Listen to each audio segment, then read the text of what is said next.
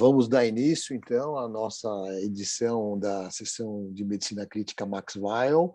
Hoje, então, temos a alegria e a satisfação de contar aqui com dois colegas nossos do Hospital Regional de Registro, tá certo? Da cirurgia cardiovascular, tá certo? O doutor Jorge Luiz da Silva, que é um cirurgião cardiovascular, graduado em medicina pela Pontifícia Universidade Católica de Campinas, depois fez a sua formação em cirurgia cardiovascular e é um membro também da ELSO, né? A ELSO é uma organização, é a Extracorporeal Life Support, né? Então, uma organização internacional que faz todos os registros e dá as diretrizes aí para quem trabalha com ECMO, né? Com extracorpóreo.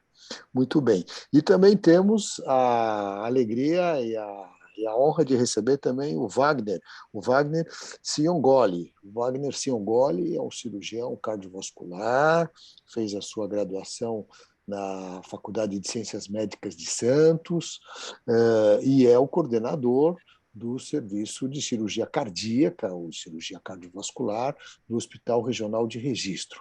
Então, temos aí hoje os dois colegas do Hospital Regional de Registro, que vêm desenvolvendo aí um trabalho de cirurgia cardiovascular já desde a inauguração do Hospital de Registro. Enfim, então, eles estão ali num trabalho pioneiro, num trabalho necessário, num trabalho difícil, né? De levar a cirurgia cardiovascular de bom nível, de boa qualidade, no Vale do Ribeira, né? Muito bem. E eles vão apresentar um tema muito interessante para nós, que são as alterações pulmonares decorrentes, né, da circulação extracorpórea. Todos vocês já sabem, a circulação extracorpórea é um método que foi desenvolvido em apoio, né, à cirurgia cardiovascular. A partir da cirurgia da circulação extracorpórea, a cirurgia cardiovascular ganhou um impulso muito grande, enorme, porque se o cirurgião podia trabalhar com o coração parado, isso abriu tantas perspectivas e tantas possibilidades. Mas é um método também que traz os seus riscos, que traz seus efeitos adversos também. E naturalmente está aqui a arte é tirar o melhor do método, tá certo? Fazer com que os cirurgiões possam fazer o seu trabalho e que os pós-operatórios sejam mais tranquilos e os pacientes se beneficiam bem. Muito bom. Então, eu passo a palavra agora, vamos começar com o Jorge Luiz. O Jorge Luiz vai fazer uma apresentação e depois o Wagner vai fazer os seus comentários e as suas considerações, uma vez que ele é um cirurgião cardiovascular de bastante experiência. Muito obrigado, Jorge, muito obrigado, Wagner. Vamos começar com o Jorge. Bom dia. Primeiramente, queremos agradecer, em nome da equipe, agradecer vocês pelo convite, que nos sentimos bastante alegres e lisonjeados com o convite de estar podendo compartilhar um pouco do nosso dia a dia. Agradecer ao Dr. Wagner de estar aí junto conosco, Dr. Marcelo, doutora Rosa, doutora Maria Fernanda, Dr. José, todos os colegas aí que estão participando da parte médica e da parte multiprofissional. Eu vou tentar abordar de maneira bastante simplória aí as alterações pulmonares na circulação extracorpórea, tá certo? A título de curiosidade, esse símbolo no meio do slide aí é um símbolo egípcio que fala do conhecimento e da vida eterna, tá? É um símbolo egípcio que é uma busca constante pelo conhecimento, tentando contrariar as leis da natureza, né? Do envelhecimento e da morte. É isso que eu acho que nós tentamos fazer dia a dia. Começando, então, falando da... Eita, vamos tentar aqui. Opa, perdão. Falando um pouquinho de circulação extracorpórea, é um conjunto de máquinas e aparelho e circuitos que substitui temporariamente a função do coração e dos pulmões, enquanto esses órgãos ficam excluídos da circulação, da macrocirculação. A ideia é nós fazermos um shunt, com o intuito de poder abordar a válvula, poder abordar de maneira mais minuciosa o coração, lembrando que não é apenas utilizado para cirurgia cardiovascular, é utilizado também para cirurgias torácicas de grande porte, por exemplo, o transplante pulmonar é feito também o uso dessa ferramenta. Então, o circuito é formado pelo oxigenador, que tem o intuito de trocar, fazer as trocas gasosas, o reservatório de cardiotomia, quando é drenado o sangue do campo cirúrgico, o sangue do paciente, o reservatório venoso, que também tem o intuito de inibir formação de bolhas, inibir formação de espuma quando é drenado, o filtro arterial, que tem o intuito de tirar algumas substâncias inflamatórias, substâncias maiores de 50 a 100 micras, os tubos e os conectores, as cânulas, que depende aí sim de cada paciente, do tamanho, do peso, a cardioplegia, que é a substância que nós fazemos para que o coração pare em diástole, e o hemoconcentrador, que faz com que nós retiremos e fazemos que o sangue fique mais concentrado. Então, aqui está um exemplo, tentando ficar mais próximo do dia a dia dos colegas aí,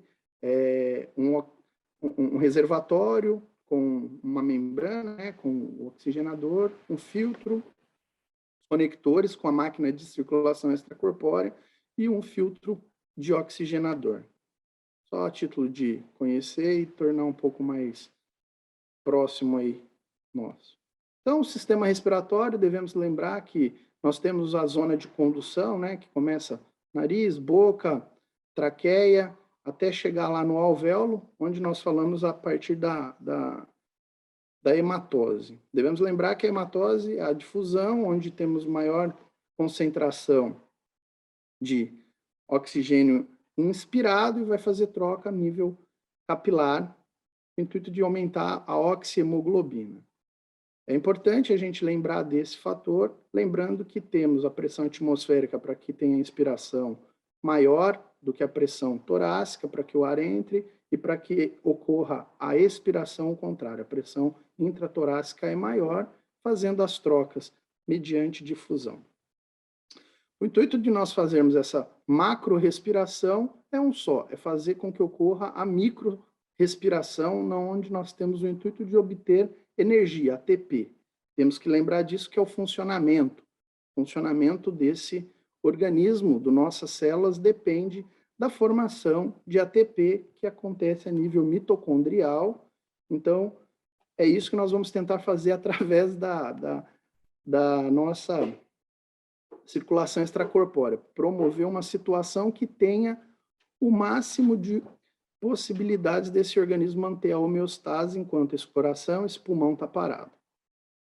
Então, devemos lembrar, então, algumas coisas, dentre elas, doenças pulmonares. Existem as doenças pulmonares obstrutivas ou doenças das vias aéreas, que é o aumento da resistência ao fluxo de ar devido a uma obstrução parcial ou completa em qualquer nível da traqueia, grandes brônquios até bronquíolos terminais respiratórios. Dentre as doenças, o enfisema, a bronquite crônica, bronquiectasia e asma. E as doenças restritivas, na qual temos a expansão reduzida do parênquima pulmonar com diminuição da capacidade pulmonar. Essas se dividem em distúrbios da parede torácica com pulmão normal, que são as doenças neuromuscular, obesidade grave, doenças pleurais, perdão aí pelo erro escrito, e a cifoescoliose. Doenças intersticiais infiltrativas agudas e crônicas. As agudas a gente fala do pulmão de Sarr e as crônicas da pneumoconiose e fibrose intersticial. Aqui nós temos um alvéolo normal, onde tem o epitélio onde acontece células do tipo 1, os pneumócitos tipo 1, os pneumócitos tipo 2, e nós temos as células de defesa, os macrófagos alveolar.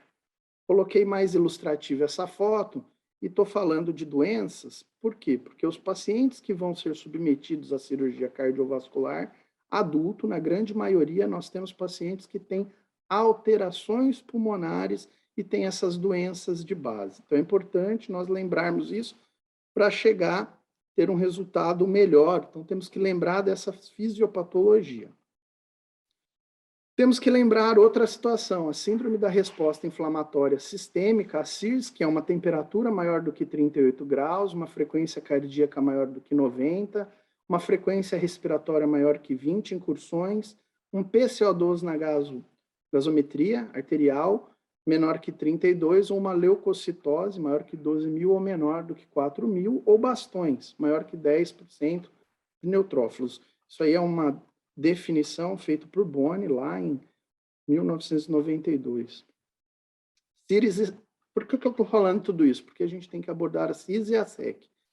A circulação extracorpórea, ela promove uma hemodiluição, ela vai promover uma hipotermia, fluxos de perfusão, heparinização e trocas gasosas, e contato com superfície estranha.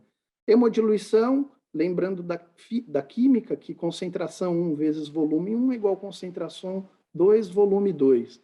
A hipotermia, lembrando lá da biologia, nós temos desnaturação, alteração das proteínas, das citocininas, dos vasos. O fluxo, que é um fluxo pulsátil promovido pela bomba cardíaca, passa a ser um fluxo linear. Então, altera toda a estrutura.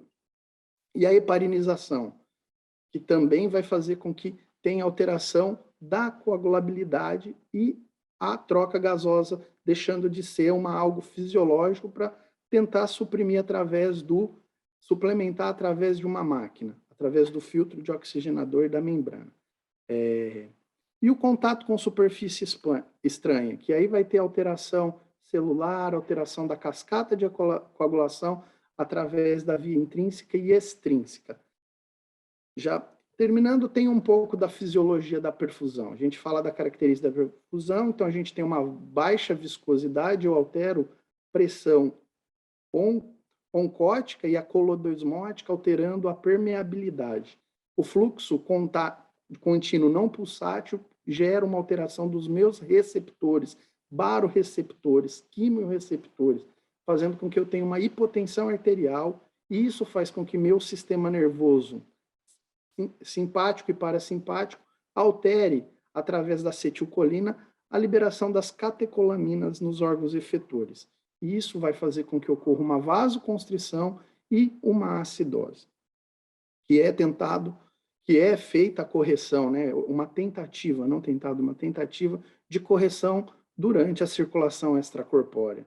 O esvaziamento atrial que ocorre quando ocorre o início da SEC, a drenagem do paciente, isso também vai fazer uma alteração neuroendócrina, fazendo com que aumente a vasopressina por alteração da liberação do hormônio natriurético. Isso é extremamente importante.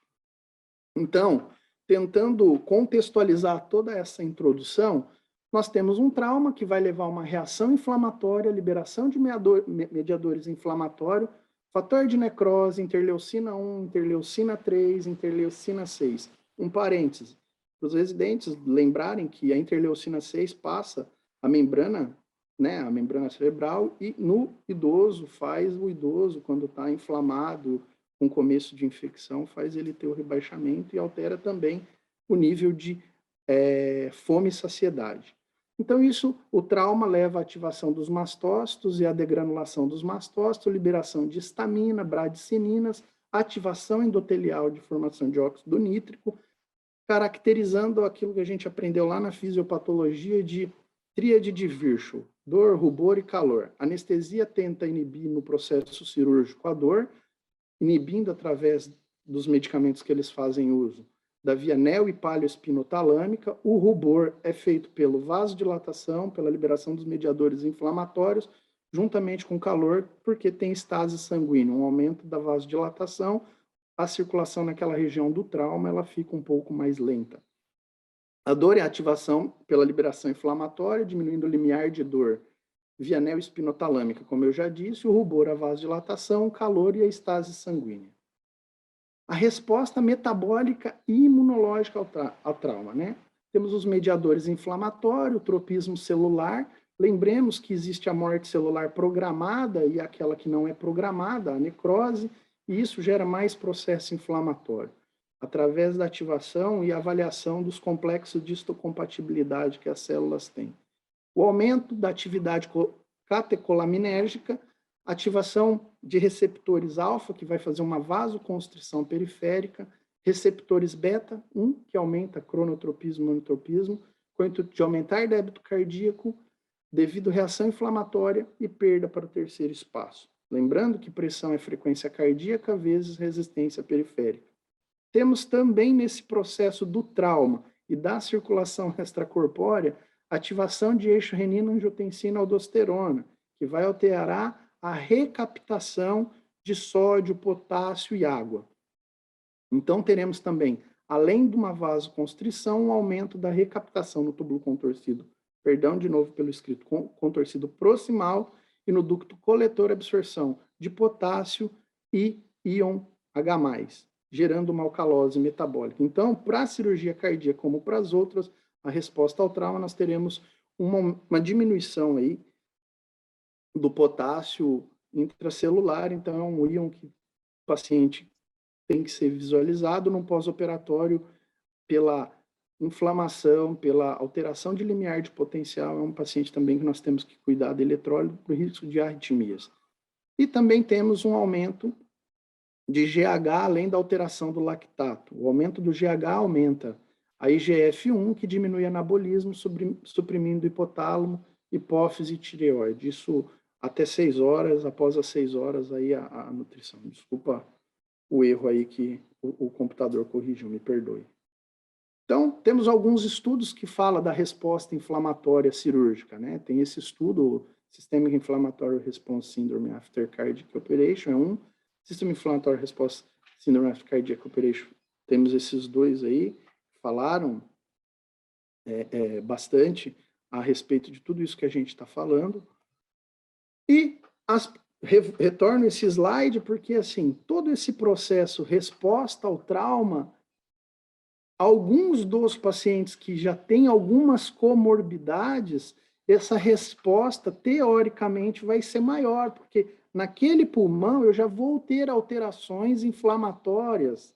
Por exemplo, o paciente tabagista, DPOC, é um paciente que eu vou ter uma alteração pulmonar que eu tenho que cuidar no meu intraoperatório, na minha SEC, de maneira maior, ver concentração de sangue no intraoperatório, ver como que está essa hemoglobina, para não ter tanta perda para o terceiro espaço. Lembrando que, apesar da reação inflamatória, eu tenho que ter uma pressão coloidosmótica, uma pressão oncótica ideal para que eu diminua esses fatores de transsudação para o terceiro espaço. Novamente, temos a relação do trauma pela SEC e isso acontecendo naquele pulmão doente e a fisiopatologia da SEC totalmente aumentada ao processo inflamatório naquela região. Então, novamente, tem uma lesão, saiu de uma circulação que é considerada, entre aspas, normal, fisiológica, para entrar numa circulação, contato com um produto que tem que ser o mínimo, que tenha menos reação, né? O mínimo de reação, que é os tubos e conectores. E, novamente, um pulmão normal, um alvéolo normal, onde eu tenho a minha capacidade de homeostase e entro numa circulação extracorpórea, onde eu vou ter uma reação inflamatória e dentro de um pulmão já doente. Então, assim, a SEC promove uma alteração inflamatória, uma reação ao trauma, uma reação ao trauma imunológica, e isso vai gerar alterações ainda maiores nesse pulmão, e é algo que a gente tem que tomar muito cuidado nessa circulação extracorpórea. Para que eu tenha lá, mediante o que eu falei, a possibilidade de fornecer o máximo para esse organismo produção de energia, o ATP aí. Então, as minhas considerações é que tem uma resposta ao trauma, eu tenho uma resposta trauma cirúrgico, uma resposta à SEC, e isso pode ser minimizado ou feito a tentativas de minimizar esse trauma com o tempo cirúrgico, com o tempo de SEC, e isso leva em consideração, claro, as patologias pregressas, aos dispositivos, hoje nós falamos de dispositivo com biocompatibilidade, a medidas anestésicas, aí a gente coloca fazer corticoide antes da cirurgia, inibição de vias catecolaminérgicas e os cuidados pós-operatórios, e aí tentando fazer o paciente trabalhar numa euvolemia, trabalhar com balanço hídrico negativo, com o intuito de diminuir transsudação, diminuir reação inflamatória. O que eu tinha para falar, eu acho que era mais ou menos isso aí. Tentei ser o mais claro e mais breve possível. Sei que é um tema bastante abrangente, mas a ideia que eu queria deixar é que a SEC, o sangue passando por uma membrana, né, vai ter uma ativação, uma alteração que vai gerar mediadores inflamatórios. Hoje, nosso sistema de SEC, os nossos filtros, tem filtros hoje descrito aí, está em estudo ainda, que eles têm a capacidade até de diminuir os mediadores inflamatórios, que faz uma diminuição da resposta inflamatória no pós-operatório.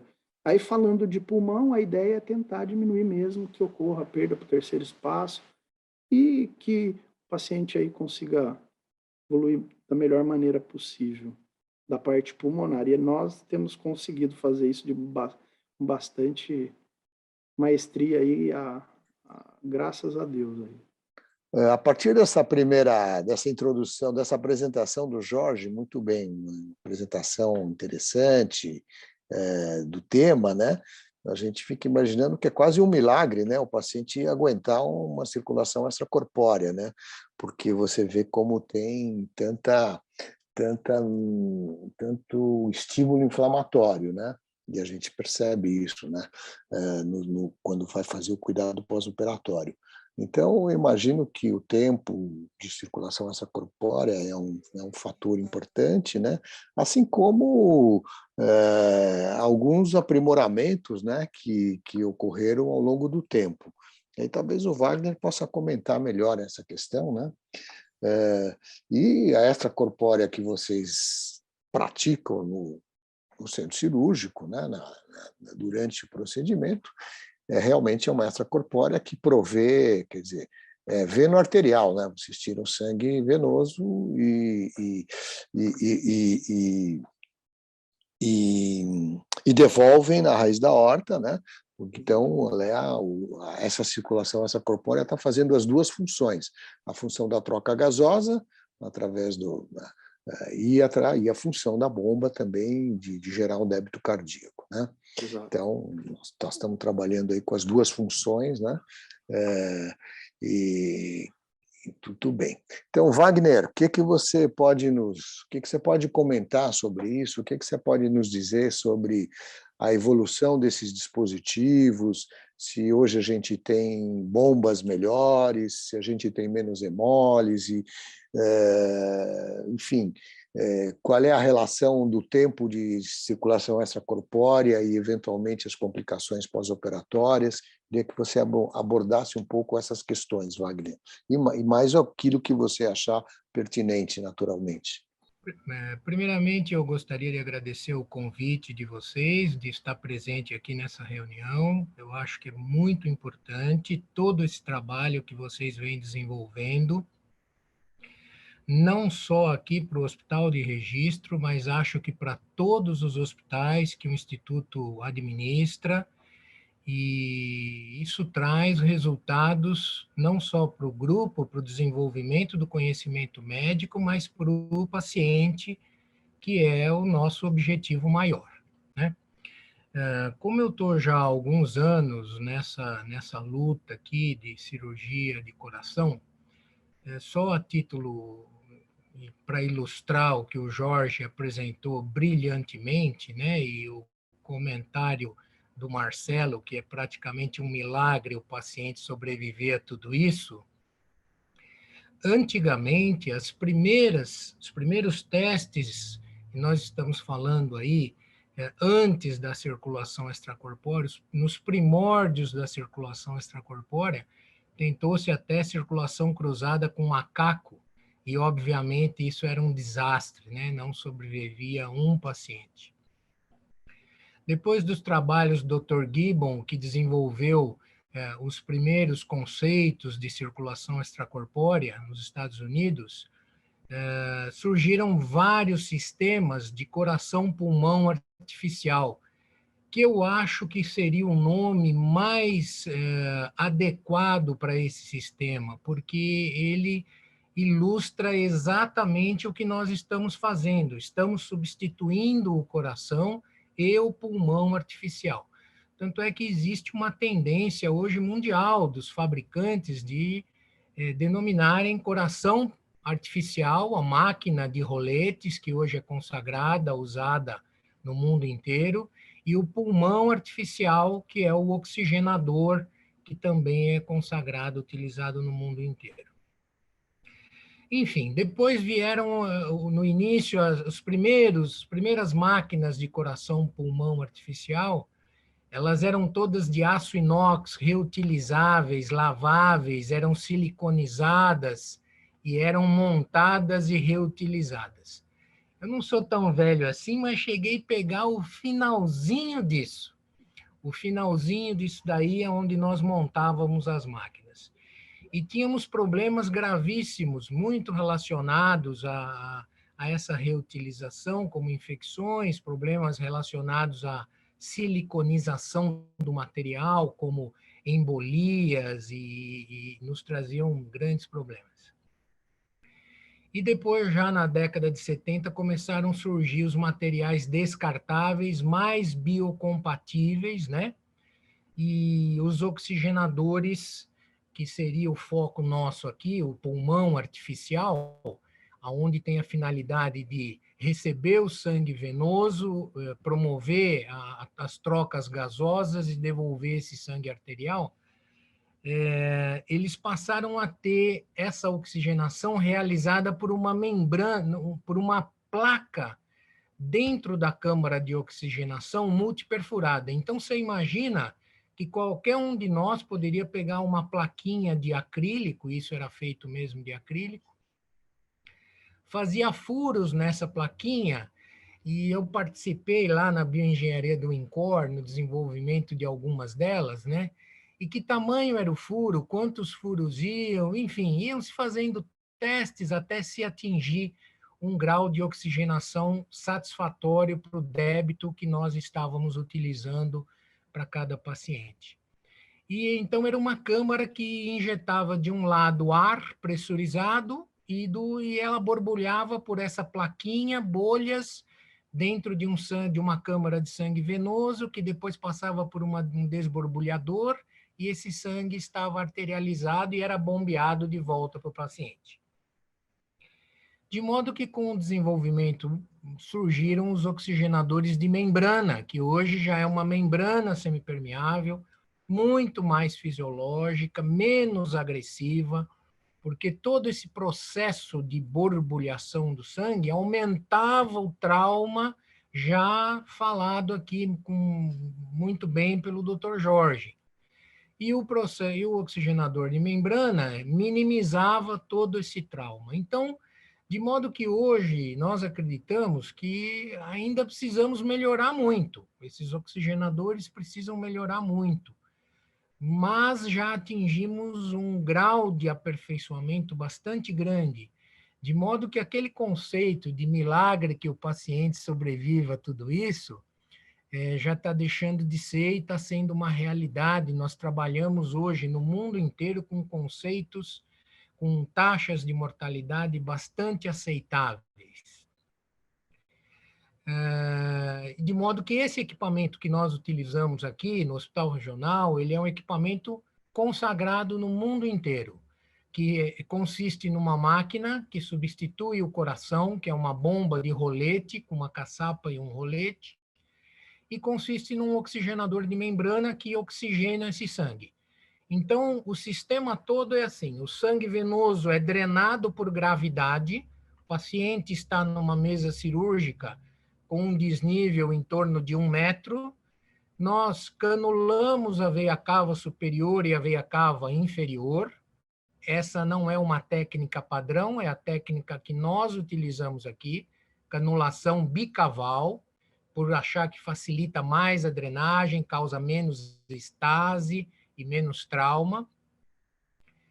E esse sangue é drenado para o oxigenador, que fica no nível mais baixo, quase no nível do chão, um pouquinho acima, é drenado por gravidade, por uma câmara venosa.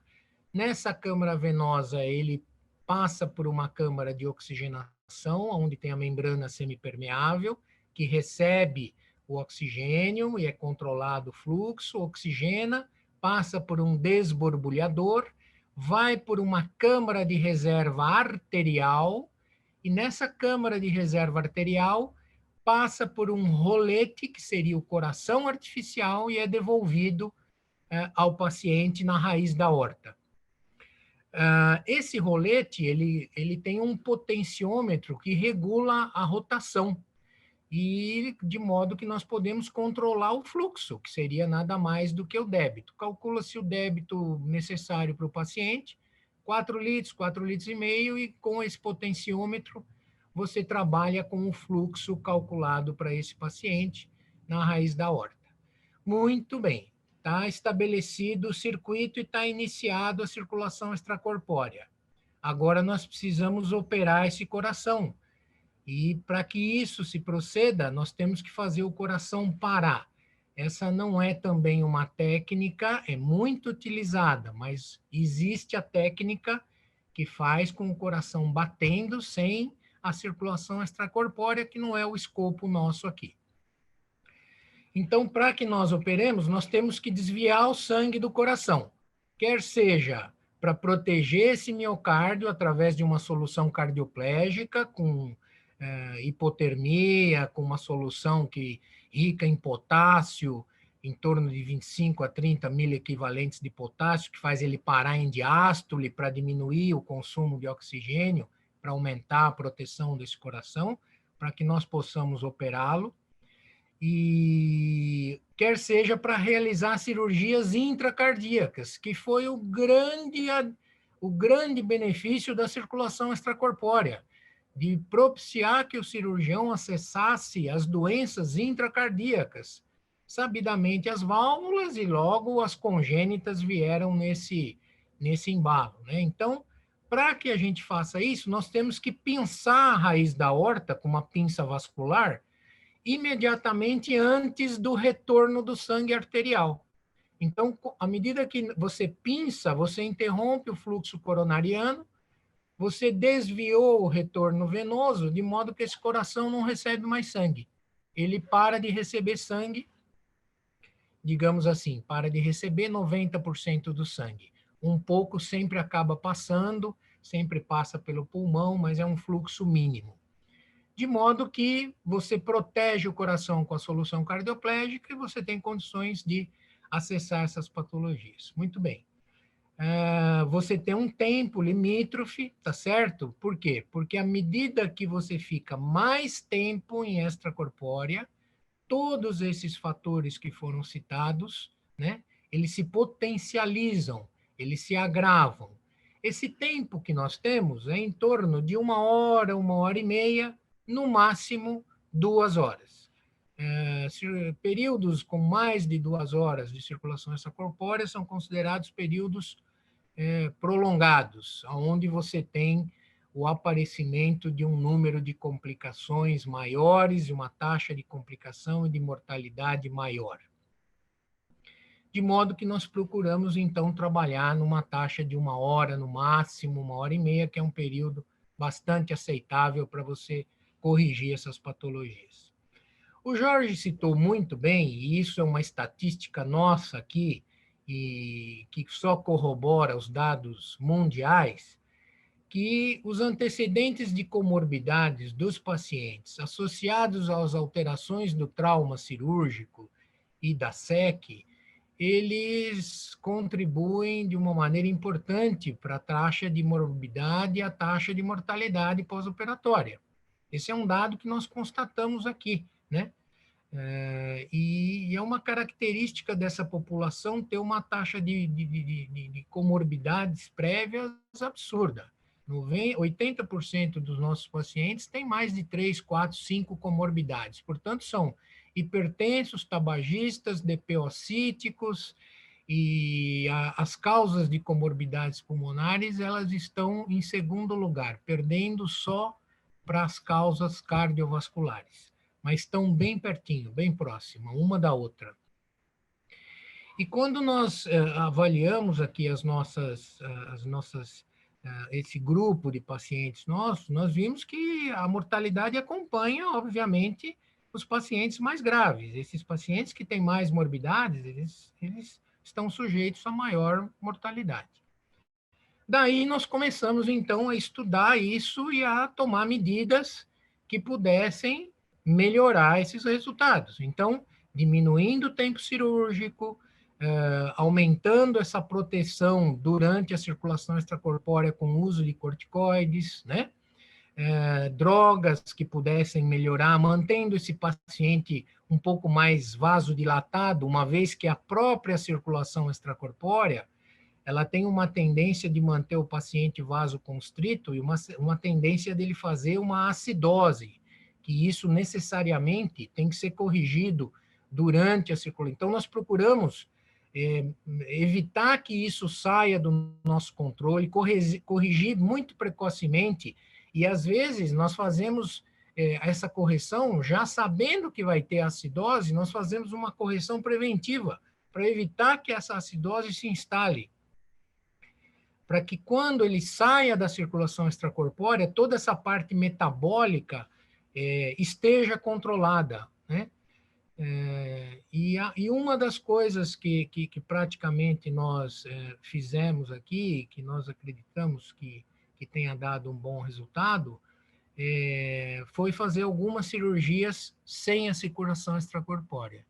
Porque o melhor método anticoncepcional é não fazer sexo. E o melhor método para a gente reduzir essas complicações é não fazer a circulação extracorpórea. Eu sou um dos cirurgiões que já fiz muita cirurgia de revascularização sem circulação extracorpórea. E nós estamos gradativamente implementando essa técnica aqui. Temos algumas dificuldades para revascularizar as artérias posteriores, por uma questão técnica apenas, mas que hoje, com novos equipamentos, nos deu muita condição. E nós fizemos várias aqui. Uma outra medida que nós adotamos, e que foi, na minha visão, talvez uma das mais importantes, quando se usa a circulação extracorpórea, eu venho de um serviço de São Paulo que nós operávamos 6, 7 cirurgias cardíacas por dia e usávamos muita artéria mamária. O meu chefe lá era um desenvolvedor e um adepto da cirurgia de revascularização com enxertos arteriais, e de modo que lá eu aprendi a minha vida toda que nós tínhamos que abrir a pleura, tínhamos que abrir a cavidade pleural para dissecar a artéria mamária. A despeito de a artéria mamária, a artéria torácica interna, que é o nome correto dela, a despeito de ela ser uma estrutura extrapleural. Mas nós abrimos, eu aprendi que o correto era abrir para que ela se acomodasse melhor, para que o pulmão, enfim, no início, lá atrás, estamos falando de 40 anos atrás, no início, o pulmão era um complicador, enfim. E de modo que eu sempre abria. E aí aqui, né, em registro, nós começamos a constatar esses problemas, alguns problemas de derrame, alguns problemas por conta da própria população que nós... e nós começamos a dissecar a artéria mamária sem abrir a pleura. Então, nós evitamos a colocação de um dreno na cavidade pleural, e toda a dinâmica da ventilatória no pós-operatório melhora muito, né? E nós estamos aqui acompanhando esses pacientes para depois podermos apresentar dados técnicos que corroborem isso, né? E esses pacientes têm saído hoje, mesmo os que fazem a circulação extracorpórea, estubados de sala, apenas com um dreno no mediastino. E vão para a UTI metabolicamente mais compensado e com a cavidade pleural fechada. E isso mostrou uma melhora nesse resultado nosso aí, e uma melhora dos objetivos que nós queremos de redução de todo esse processo inflamatório, né? De modo que tudo isso, e depois junto com o pessoal da terapia intensiva, e eu estou vendo a doutora Rosa aqui me olhando, né? Eu não tenho nem como agradecer a presença dela lá. Para nós tem sido uma bênção todo esse conhecimento, porque o pessoal daqui, não é que eles não tinham experiência com esse tipo de paciente, né? de pegar esse paciente com um grau de agressão muito grande. E nós conseguimos e já estamos numa fase hoje que nos deixa muito feliz o desenvolvimento do conhecimento do pessoal, da experiência do contato com esse paciente. De modo que eles tinham, por exemplo, uma tendência aqui de dar muito cristalóide para um paciente que já está inflamado, que já recebeu uma quantidade de líquido cristalóide para que entrasse nessa circulação extracorpórea grande, e nós temos o costume de ir no caminho contrário, ir tirando o cristalóide do doente, porque ele vai acomodando tudo isso, o que está no extravascular vai vindo gradativamente para o intravascular nas primeiras horas de pós-operatório. E nós precisamos manter esse balanço negativo para não potencializar esse extravasamento, eventualmente um extravasamento de líquido para o pulmão, uma piora das trocas ventilatórias. Então, todo esse trabalho foi feito, de modo que hoje nós estamos muito satisfeitos, muito satisfeitos. Nós chegamos num grau aqui de conhecimento, de tratamento, de implementação dessas medidas, que temos feito frente aí a muito serviço de ponta aí, e temos operado doentes muito graves. Muito graves. Satisfação é recíproca. Obrigado, Rosa, eu agradeço, viu? E nós temos operado pacientes, a grande maioria já com infarto prévio, com fração de ejeção abaixo de 40, e com uma classificação funcional já comprometida, e esses pacientes têm saído bem. E nós temos um dado aqui muito interessante. Nós temos um follow-up desses 3 anos que vamos completar aqui no HER, de 92% dos pacientes. Então, 92% dos pacientes que nós operamos aqui, eles têm segmento ambulatorial, e nós temos o follow-up com taxa de mortalidade, com complicações tardias desses pacientes, e isso vai ser motivo aí de um próximo relatório aí para apresentar para vocês. Talvez, se nós formos convidados para uma próxima reunião aqui com vocês. Tudo bem. Já o convite já está feito. Obrigado. Deixa eu explorar um pouco melhor ainda o Jorge e o Wagner, né? A gente tem alguns especializados na nossa audiência, etc. Então, vamos marcar alguns conceitos aí que vocês falaram, que eu achei interessante. Normalmente a gente tem registrado dois tempos, o tempo da extracorpórea e o tempo da anóxia. Muito bem. Eu queria que vocês esclarecessem um pouquinho melhor qual é a diferença entre esses dois tempos, né, para que todos possam compreender melhor. E também a questão que o Wagner colocou, né, de não abrir a pleura, realmente porque tem quando abre-se a pleura, normalmente os pacientes vêm com 2 drenos, né? E quando não se abre a pleura, ele vem só com o dreno mediastinal, tá certo? Então, o que também para nós é interessante. É mais um dreno para tirar. Enfim, mas tem a cinética dos drenos, etc. É sempre, enfim, fica um processo menos invasivo, realmente menos traumático, uma vez que não foi aberto um espaço que é um espaço virtual, né, que é a pleura. Então, eu queria que vocês comentassem um pouquinho essas questões, né? E realmente houve um desenvolvimento muito grande da técnica e também do lado as questões técnicas dos materiais, os equipamentos, as bombas que ficaram melhores.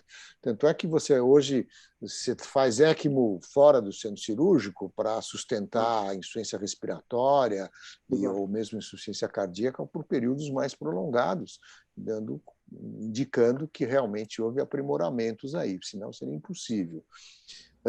Então mas tem a questão realmente que o Wagner mencionou e que a gente vive e o tempo todo, que é a expertise da equipe, né? Quer dizer, quando realmente toda a equipe, os cirurgiões, os anestesistas, os intensivistas, enfim, a equipe multiprofissional começa a ganhar mais experiência, né, com o procedimento, e aí isso vai avançando, isso que o Wagner está nos mostrando aí ao longo desse período aí, dessa história do Hospital Regional de Registro. Mas eu queria que eu comentasse um pouco melhor a questão dos tempos de anóxia e da circulação extracorpórea, da vantagem de receber um dreno só ao invés de dois, e também da questão da extubação em sala. Jorge, você pode começar? Posso sim. A questão da SEC, a circulação extracorpórea, o tempo de circulação extracorpórea é o tempo do momento que se inicia a circulação. Por exemplo, nós canulamos o paciente, é feita a heparinização plena, onde você tem que ter um TCA, um tempo de coagulação ativado acima de 480. Isso permite que diminua a formação de trombos. E aí a gente começa a contar o tempo de circulação extracorpórea. Aí, no dado momento, como o doutor brilhantemente explicou, é feito o pinçamento dessa aorta para que seja feita na raiz da aorta a infusão da solução cardioplégica. A título só de curiosidade, nós temos cardioplegias já que são bem instituídas. Existe a cardioplegia sanguínea, que é uma das que nós usamos, existe outros tipos de cardioplegias que têm tempos maiores ou menores aí de duração. Quando é feito o pinçamento dessa aorta, nós contamos nesse momento o tempo de anóxia, o tempo que esse coração vai ficar parado. E quanto menor, a gente tem estudos mostrando que quanto menor o tempo de circulação e anóxia, maiores os benefícios e menores, como eu mostrei no estudo, menores as reações inflamatórias, tá? Claro que depende da capacidade metabólica de resposta ao trauma cirúrgico e ao trauma desse sangue estar circulando nesses conectores e tubos aí. Porque, por exemplo, tem pacientes que nós tivemos coisa descrita já, mas não é muito comum. Nós tiramos um paciente de choque vasoplégico aí, uma reação inflamatória terrível e claro, conseguimos tirar esse paciente do hospital. Esse paciente hoje está bem. E aí, claro, elencar, é a construção multiprofissional. A UTI, que a doutora Rosa e a doutora Maria Fernanda, o doutor Mock, coordena, o pessoal da enfermagem, que melhora dia a dia, como o doutor Wagner colocou, e a fisioterapia que está do lado ali, nós construindo e desconstruindo conceitos mediante o que é publicado mundialmente, aí, tentando ofertar o que é melhor para esse paciente aí melhorar. Existe um conceito que o dreno ele não é um fator complicador, e eu concordo. A literatura já mostra isso, que um dreno bem manipulado, bem cuidado, bem tratado, bem instalado, ele não é um fator complicador para o procedimento da cirurgia cardíaca e qualquer outro procedimento. Ele está lá para ajudar, né?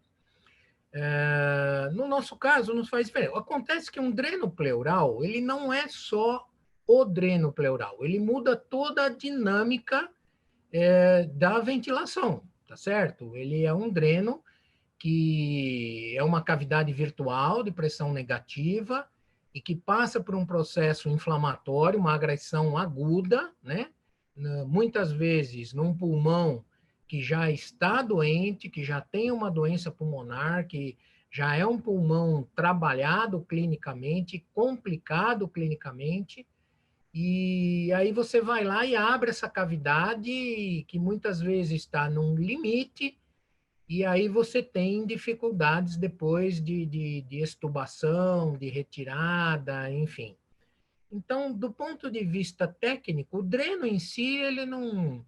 A preocupação nossa é colocar mais um corpo estranho numa cavidade que não necessariamente teria que ser aberta, teria que ser abordada, e esse corpo estranho lá na pleura, em contato com a pleura parietal, em contato com a pleura visceral, mudando toda a dinâmica, tanto é que nós tivemos vários casos na primeira série de pacientes que nós fizemos, com derrame pleural, né? Derrame pleural, e que tivemos que reintervir.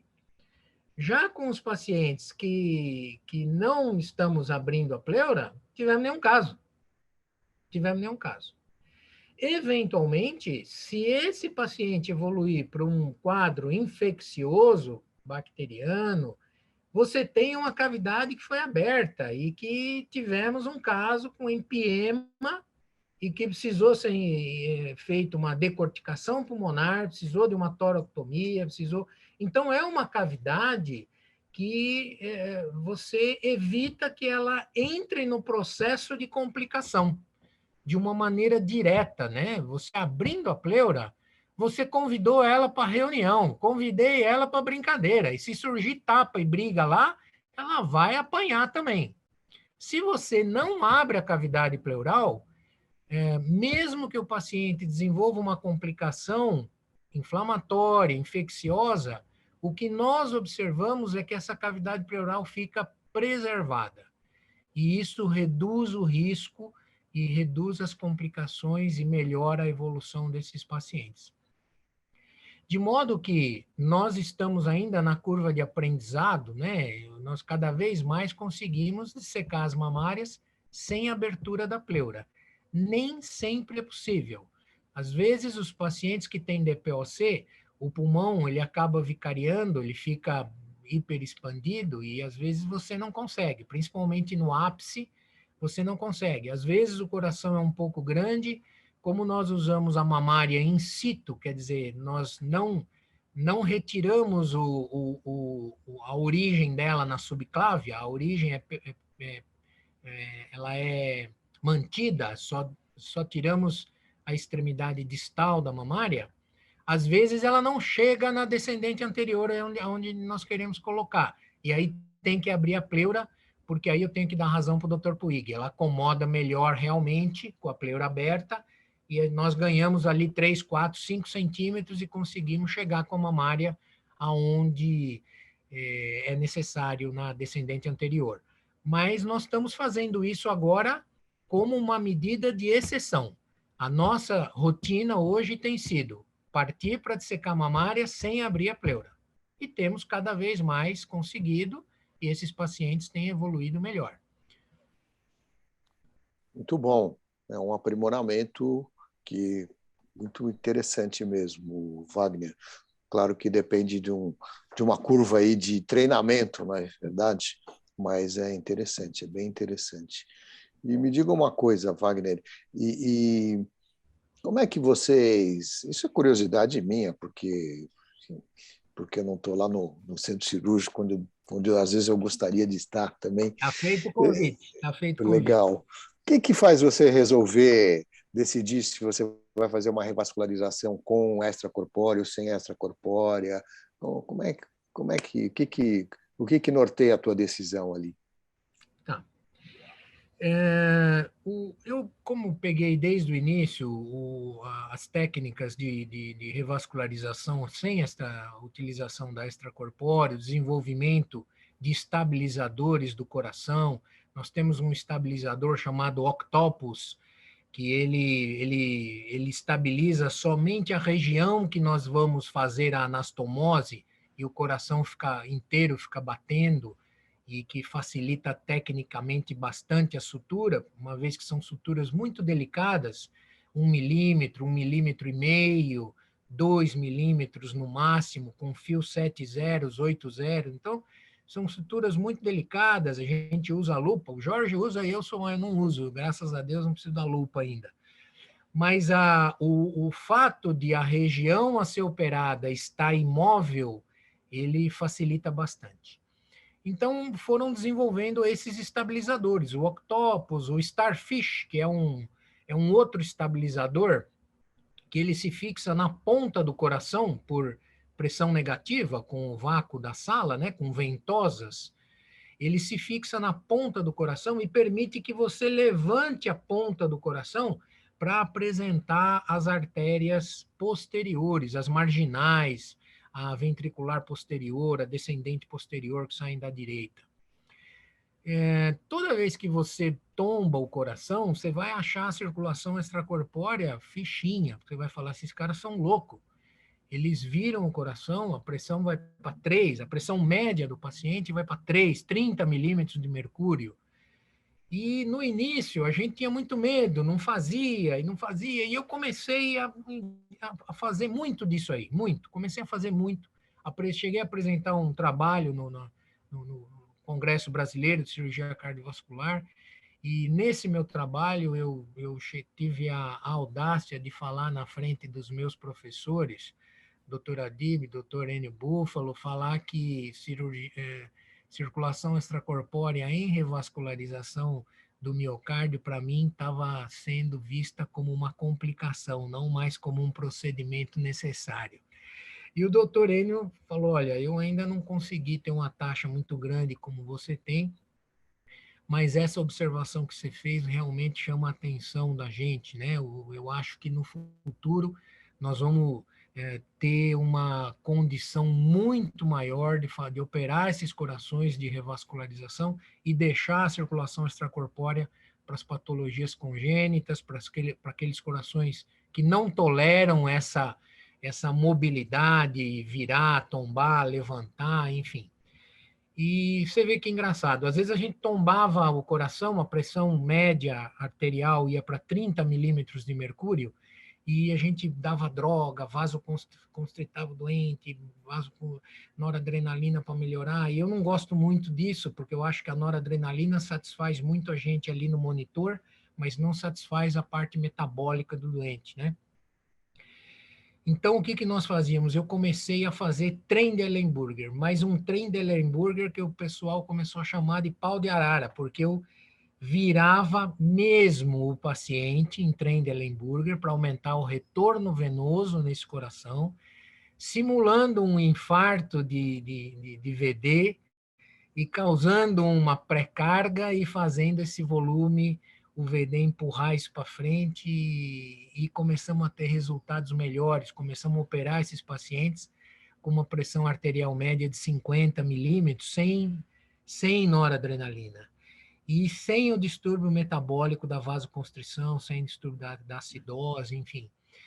E começamos a viabilizar muitas pontes. E eu comecei a fazer 2, 3 pontes sem extracorpórea, inclusive as marginais.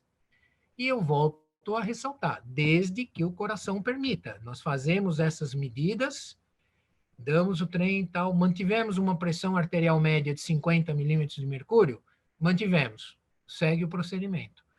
Você estabiliza a região da anastomose com o octofish, com o starfish, desculpe, com o octopus, abre a coronária e o resto do coração batendo, tombado, com o paciente em Trendelenburger, tudo quase de ponta cabeça, e você opera, faz a sutura distal rapidamente, volta tudo à posição, você restabeleceu a condição, tirou o coração da posição, voltou, tudo volta ao normal. Todo mundo fica feliz, a pressão volta para média para 70, 80 milímetros e todo mundo volta ao normal. Eu queria que o Wagner dissesse, com base em todo esse conhecimento aí evolutivo e com um pitaco também do Jorge, o que vocês dois gostariam, em termos de evolução da extracorpórea, se vocês tivessem o dom mágico de propiciar alguma evolução rápida e muito impactante no processo de circulação extracorpórea. Você disse que muito se evoluiu, mas que teria muita coisa ainda para melhorar. O que vocês dois gostariam que acontecesse no campo da extracorpórea para dar um salto de qualidade? E aproveitar a deixa aqui que o Marcelo me deu e a Rosa, e saber de vocês, de forma bem objetiva, vocês já pincelaram, mas sabendo que nós temos uma plateia aqui de intensivistas, que recomendações vocês dariam aos intensivistas no acompanhamento pós-operatório de pacientes submetidos à cirurgia cardíaca, principalmente em extracorpórea? Um deles, o Wagner comentou, que é a questão de incentivar o balanço hídrico negativo, evitar sobrecarga hídrica, exageros no uso de cristalóides. O que mais?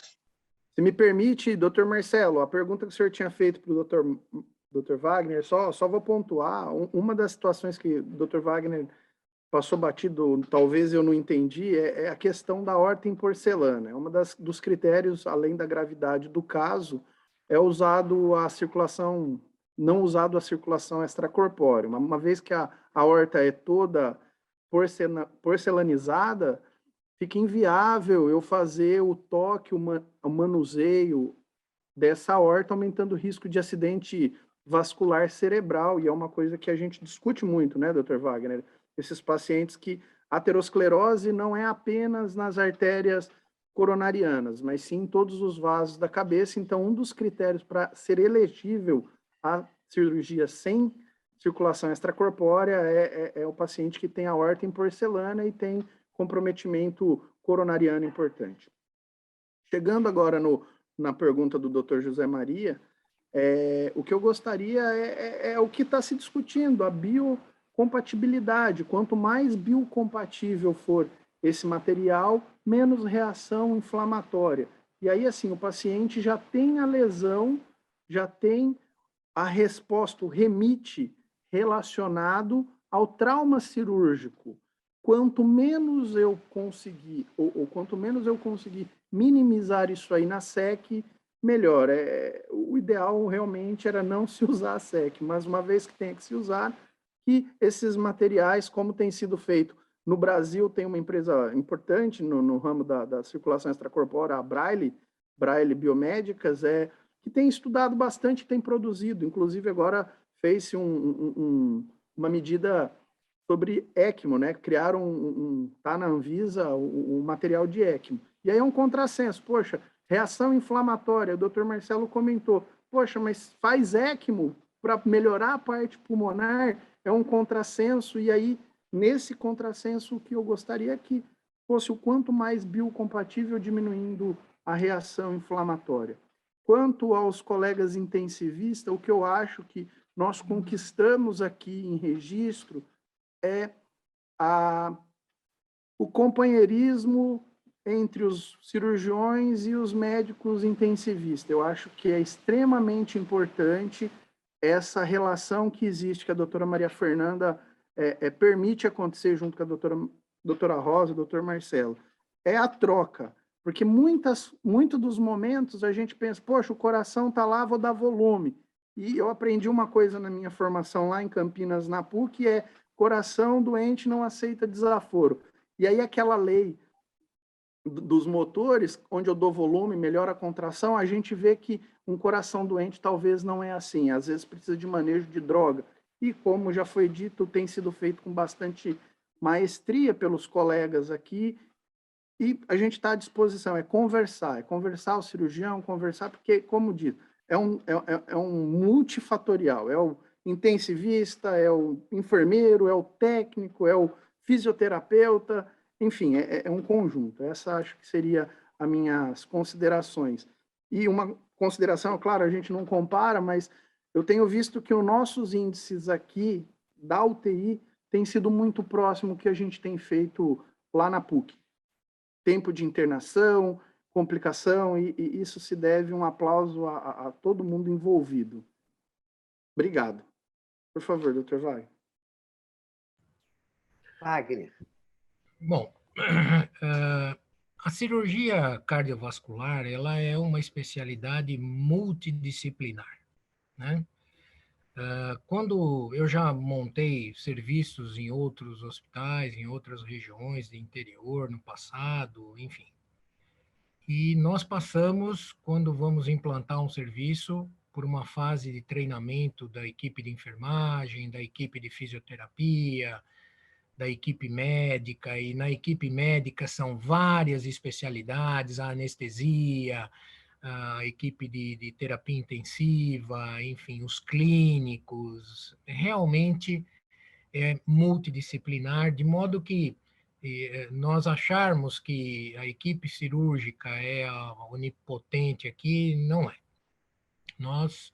Eu costumo dizer que ninguém é tão inteligente quanto o grupo todo, né? Então, eu acho que nós tivemos uma surpresa muito gratificante muito mais do que algumas técnicas que nós aprimoramos aqui, foi o desenvolvimento de toda essa equipe, da anestesia, da terapia, do desenvolvimento com o contato com esse tipo de doente, o desenvolvimento que trouxe um benefício para a região brutal, um benefício, eu acredito que uma economia que pode ser calculada futuramente para o governo do estado, para a saúde pública, de deslocamento desses pacientes, enfim. Então, é multidisciplinar, né? Quanto a futuro, doutor José Maria, realmente é difícil, porque a grande maioria na história já ilustra isso, né? Os caras que tentaram prever o futuro da medicina normalmente erraram. E os que acertaram normalmente erraram no tempo. Eles falaram que ia acontecer daqui 50 anos e aconteceu daqui 10. Então, é difícil a gente prever, mas a circulação extracorpórea, o futuro dela passa, sem dúvida nenhuma, por materiais biocompatíveis. Algumas indústrias, no Japão, nós temos algumas indústrias que estão desenvolvendo tecidos artificiais muito mais biocompatíveis com os tubos e com o oxigenador que vem sendo usado. É possível que futuramente, através da bioengenharia, através desse tipo de material, nós consigamos usar materiais revestidos com esses tecidos que são mais biocompatíveis, né? Apesar de serem artificiais. No campo do coração artificial, já é uma realidade a bomba centrífuga. A bomba centrífuga, ela elimina o contato da bomba de rolete, que são 2 roletes que giram numa caçapa e que impulsionam o sangue. A bomba centrífuga ela é uma bomba eletromagnética com aletas num dispositivo e ela gira e de modo que ela produz um fluxo muito menos traumatizante para as células sanguíneas. E é o que é usado na ECMO e muitas equipes usam como padrão no seu coração artificial, no seu dia a dia de coração artificial, de vez uma bomba de rolete, uma bomba centrífuga. Tudo isso, claro, esbarra no custo, tudo isso esbarra nos Estados Unidos, eles não têm esse problema, então eles usam de rotina oxigenador de membrana, usam de rotina bomba centrífuga, enfim, eles trabalham com um custo maior. Mas tem eu acho que vale aqui, nesse conceito interessantíssimo, citar um serviço na Sibéria de uma cirurgiã cardiovascular, que ela faz cirurgia cardíaca da seguinte maneira. Todos os pacientes não são submetidos à circulação extracorpórea. Os pacientes são submetidos a uma outra técnica que é parada circulatória total. Ela induz uma hipotermia profunda nesses pacientes e lá eles têm muito gelo. E o que eu estou falando aqui é fato, viu? Não sou esclerosado ainda não, apesar de ter ouvido o resquício da bomba, do meteoro. Eles pegam gelo na porta do hospital, envolvem o paciente no gelo, esse paciente vai sendo apenas ventilado, controle de temperatura e de pressão e diurese, e esse paciente é submetido a uma hipotermia. Quando ele começa a apresentar arritmias em torno de 28, 29 graus, fibrilação atrial e algum comprometimento, eles rapidamente mantêm esse paciente em hipotermia, rapidamente eles abrem o tórax e o paciente envolto numa banheira, todo no gelo, e promovem a parada em fibrilação ventricular com o paciente no gelo. E fazem a cirurgia, pinçam a aorta, fazem a cirurgia, e depois esquentam o paciente com colchão térmico, com mantas quentes. Final, os americanos foram lá ver esse serviço e ficaram horrorizados. Os americanos falaram, bom, pasmem os senhores, essa cirurgiã tem resultados superponíveis, se superpõem os resultados aos nossos, né? Ela mostra os pacientes na terapia intensiva fazendo positivo, estubados e tudo mais. De modo que, quando os americanos viram isso, eles falaram, não estão acreditando muito nisso, mas ela faz isso lá na Sibéria. Todos os pacientes são submetidos à parada circulatória total, que é um fantasma nosso aqui, né? A parada circulatória total é um fantasma. Para nós, temos que colocar em extracorpórea, esfriar o paciente até 18, utilizamos a extracorpórea para esfriar o paciente, hipotermia profunda, 18 graus, e aí desliga tudo, drena todo o sangue, e tudo parado, e aí você aborda a patologia, normalmente patologias da crosta da aorta, enfim.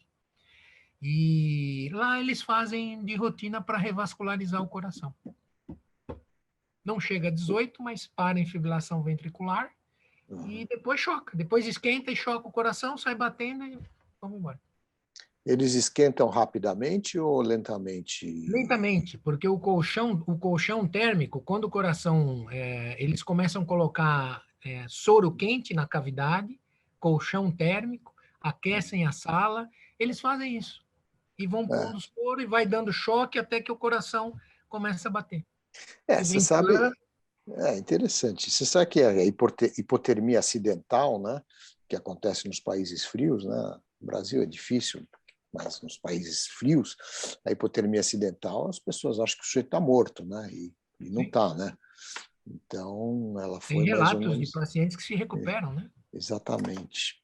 Muito bem. Teoricamente, Maravilha. é 1 grau a cada 10 minutos, né? Para não desnaturar a proteína, né? Eu digo sempre aqui para o pessoal, uma avaliação muito criteriosa pré-operatória das comorbidades que o paciente possa apresentar.